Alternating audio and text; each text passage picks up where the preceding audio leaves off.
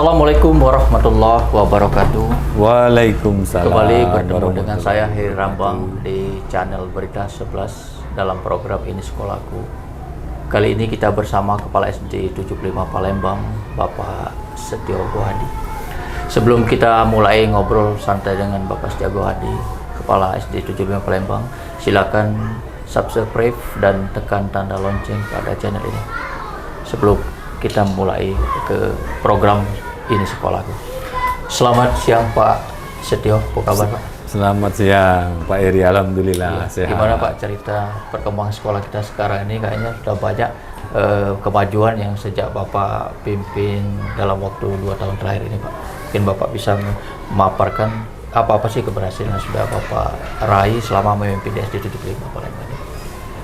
Jadi ya alhamdulillah Pak Eri, kita memang masuk di SD Negeri 75 Palembang ini di tahun 2000. Jadi begitu kita masuk, tentunya yang kita lakukan adalah mencari data valid apa kondisi sekolah kita. Maka pada saat itu kami mengadakan program yang namanya home visit. Program itu adalah setiap guru, terutama guru kelas, itu mendatangi seluruh rumah siswanya. Mendatangi itu dalam rangka apa Pak yang diterapkan oleh Bapak selaku kepala sekolah di sini Pak? Jadi mendatangi rumah itu mereka membawa instrumen untuk mendata bagaimana keadaan ekonomi, mendata bagaimana keadaan kondisi rumahnya, mendata keadaan sosial keluarganya, kemudian juga dipoto kondisi rumah dan lingkungannya. Data itu kemudian kami olah untuk dijadikan database pengembangan sekolah kita. Untuk kedepannya Pak, yang capaian apa yang akan Bapak harapkan dalam pengembangan di SD 75 ini Pak? Maka berdasarkan data tadi, kami kemudian menelaah visi misi sekolah kita. Karena visi itu merupakan mimpi atau tujuan sekolah yang akan dicapai. Dari masing-masing setiap visi kami terjemahkan dalam bentuk program-program strategis untuk mencapai visi baik jangka pendek, jangka maupun jangka menengah. Oke Pak, kami dengar di salah satu SD yang ada di Kota Palembang, SD Bapak ini atau SD 75 ini ada program mengawinkan antara program agama dengan program umum Pak. Seperti informasi yang kita gali bahwasanya salah satu SD di Kota Palembang yang sudah melahirkan seorang anak-anak hafiz Al-Quran gitu Pak. Itu program itu bagaimana Bapak membuat sehingga bisa berjalan seiring tanpa mengganggu daripada aktivitas anak Pak? Ya, jadi berdasarkan hasil survei tadi bahwa karena sekolah kita siswanya 100% muslim, gurunya juga 100% muslim, maka kami terapkan program yang kami sebut dengan istilah Instagram, integrasi program tahfizul Quran ke dalam kurikulum sekolah. Jadi targetnya adalah siswa itu hafiz juz ke-30 setelah lulus. Dan program ini untuk Kota Palembang, sekolah negeri baru kita yang melaksanakan. Salah satu Pak di Kota Palembang yang melaksanakan program ini hanya SD 75. Ya, hanya SD 75 Palembang. Itu mengaplikasikannya dengan siswa sendiri bagaimana mengatur daripada dia harus belajar umum dengan dia harus juga dengan belajar agama ya Pak? Ya, kurikulum untuk tahfizul Quran ini memang sudah dibuat oleh pengawas PAI untuk Kota Palembang. Kemudian kita berkoordinasi, kurikulum ini kita integrasikan ke dalam kurikulum sekolah.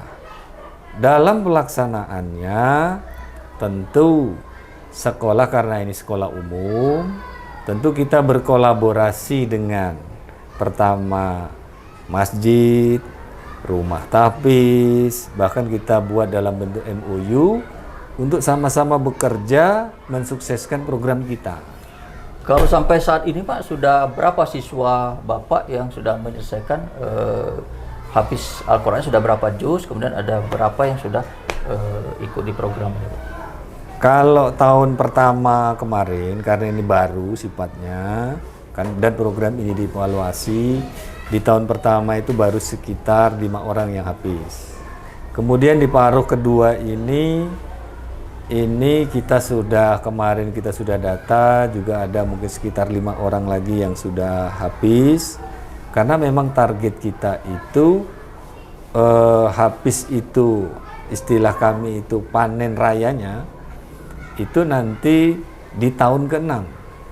Artinya pas dari awal program hingga akhir mereka lulus, itu targetnya mereka itu 80% siswa itu sudah habis.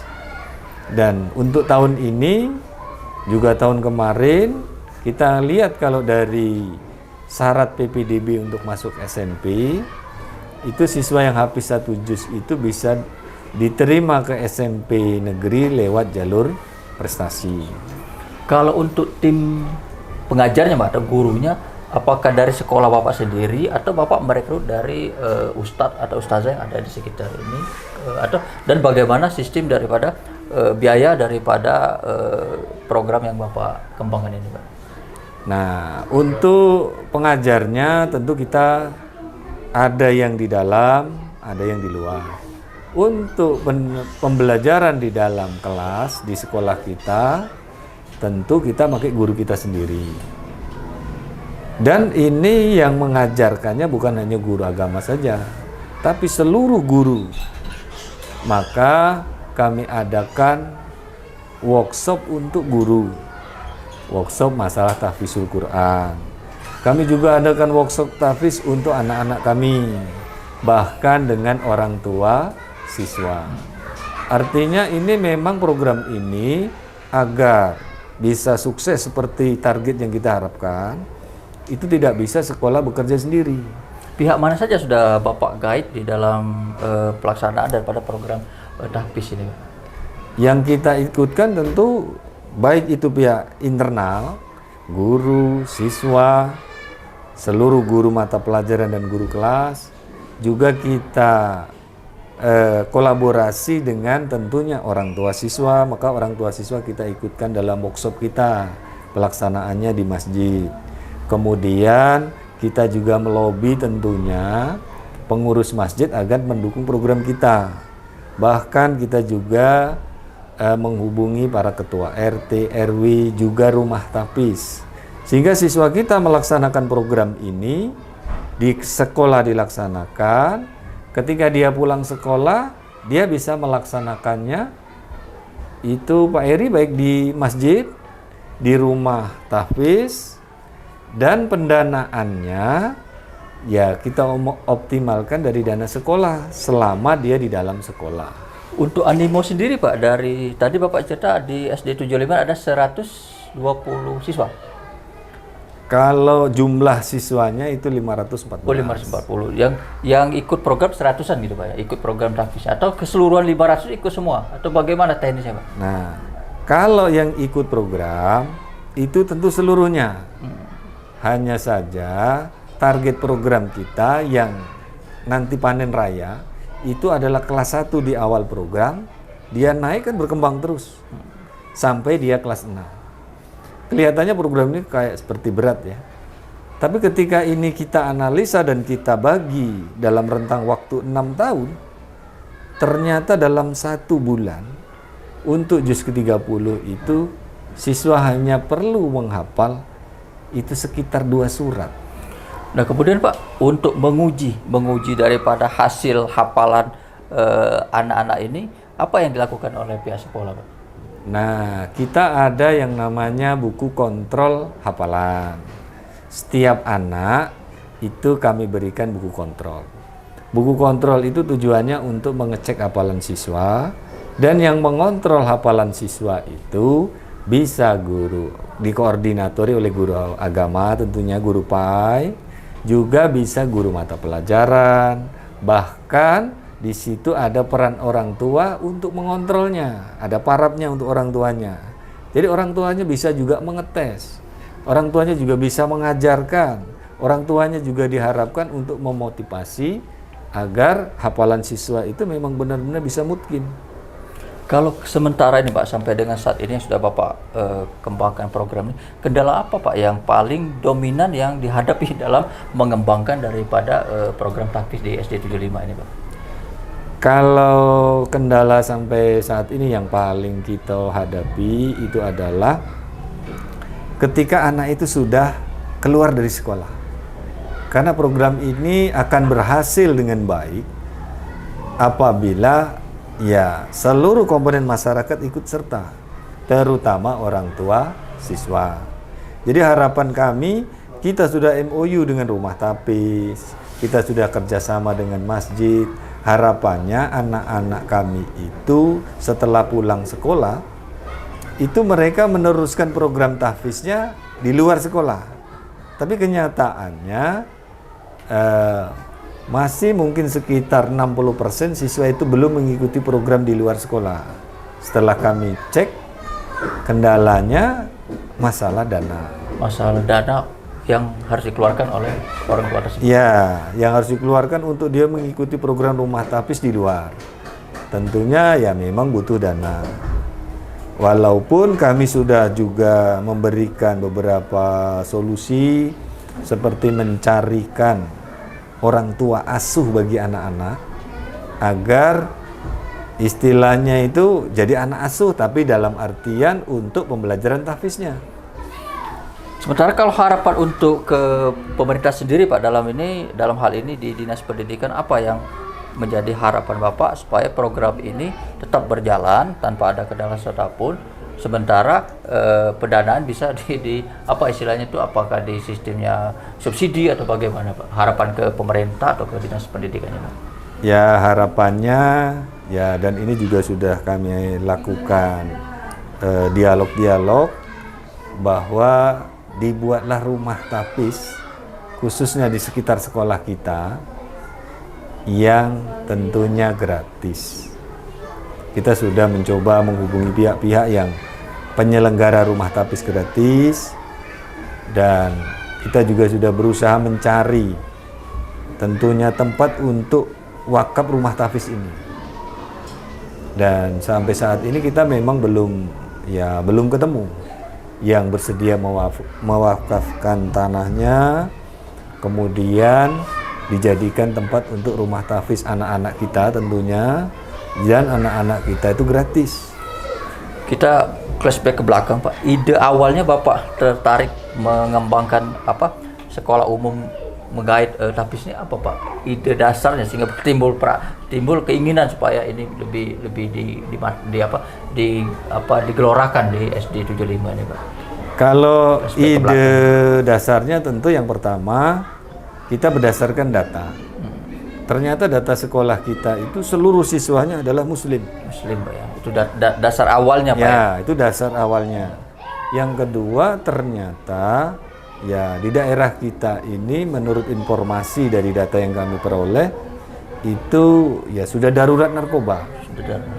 Itu artinya anak-anak ini perlu diselamatkan agar dia terhindar dari narkoba, apalagi mereka itu juga banyak dari golongan tidak mampu. Maka kita berusaha program apa yang mesti kita buat. Di samping itu kita melihat ternyata syarat untuk masuk SMP lewat jalur prestasi salah satunya itu adalah hafiz 1 juz. 1 juz Pak. Artinya siswa kita kalau hafiz 1 juz sampai saat ini itu bisa masuk ke SMP lewat jalur prestasi. Ada pesan Pak yang pesan khusus yang Bapak sampaikan kepada orang tua siswa atau kepada siswa sendiri sehingga program yang digaungkan Bapak ini bisa berjalan, sehingga apa yang direncanakan bisa di-goal yang dimana dalam kurun waktu 6 tahun bisa hafal minimal 1 juz atau target 6 tahun itu 1 juz Pak. Pesan apa yang akan disampaikan kepada anak-anak atau orang tua yang ada di menuntut ilmu di SD 75 ini Pak? Nah, kepada anak-anak tentunya kami berpesan, mari kita ikuti program ini dengan sungguh-sungguh, Karena program ini nanti pada saat panen raya, pada saat ending program, itu memang kita sudah buat renstranya, maka program ini akan kita kawal sampai anak itu ke SMP, karena kita sudah berdialog dengan SMP untuk bisa menerima anak kami secara klasikal yang hafiz ini. Kemudian kami juga berencana, insya Allah kalau panjang umur ini Pak Eri ya, berencana bahwa sampai SMA pun akan kita kawal mereka agar ya program tahfiz ini bisa berjalan walaupun dia di sekolah-sekolah umum. Nah, kepada para orang tua tentunya kami mohon dukungannya, mohon doanya, karena apabila kita bisa melahirkan anak-anak yang habis Quran, anak ini tentu akan berakhlak mulia. Bahkan lebih dari itu, anak-anak ini akan bisa menarik orang tuanya, memberikan syafaat orang tuanya untuk masuk surga. Satu lagi Pak, prestasi yang apa Pak yang sudah Bapak atau diraih oleh SD 75 Palembang ini sejak kepemimpinan Bapak, mulai dari selain dari program dari Hafiz Quran ini Pak? Jadi prestasi yang sudah kami peroleh, yang pertama ya alhamdulillah program tahfiz Quran ini direspon. Ya. Bahkan Itu ada program intinya Pak ya? Ya, bahkan kami mendapatkan penghargaan inovasi untuk bidang pendidikan dari tahfiz Quran ini dari Wali Kota Palembang. Kemudian kami juga di tahun 2022 mendapatkan penghargaan sebagai sekolah adwiyata untuk Kota Palembang, walaupun kondisi sekolah kami ini sebenarnya begitu minimalis. Luas lahannya hanya 8 meteran, ruang kelasnya hanya 7, sedangkan rombongan belajar anak itu ada 17. Tapi kami bisa meraih adwiyata untuk tingkat Kota Palembang. Kemudian kami juga kemarin sudah ikut ajang STEAM, Sains, Teknologi, Engineering, and Matematik. Kita sudah masuk kategori 20 besar tingkat provinsi, hanya belum berhasil untuk melaju ke tingkat selanjutnya. Tapi sudah kami upayakan, kami mengundang narasumber dari Jakarta untuk STEAM, dari kementerian, dari Pusdatin. Mudah-mudahan tahun depan kita akan mengikuti lagi dan insya Allah bisa meraih juara. Oke, terima kasih Pak. Mungkin bincang-bincang kita di hari ini yang sudah mengupas banyak prestasi dan juga inovasi daripada sekolah yang Bapak pimpin. Mungkin sebelum kita mengakhiri daripada bincang-bincang ini, mungkin kita bisa mengangkat sedikit jempol, ini sekolahku gitu Pak ya. Ini program ini sekolahku gitu Pak ya. Oke. Bari, ini adalah program ini sekolahku. Ini sekolahku. Terima kasih Pak Setio atas bincang-bincang kita di hari terima ini. Kasih, Semoga Pak Eri.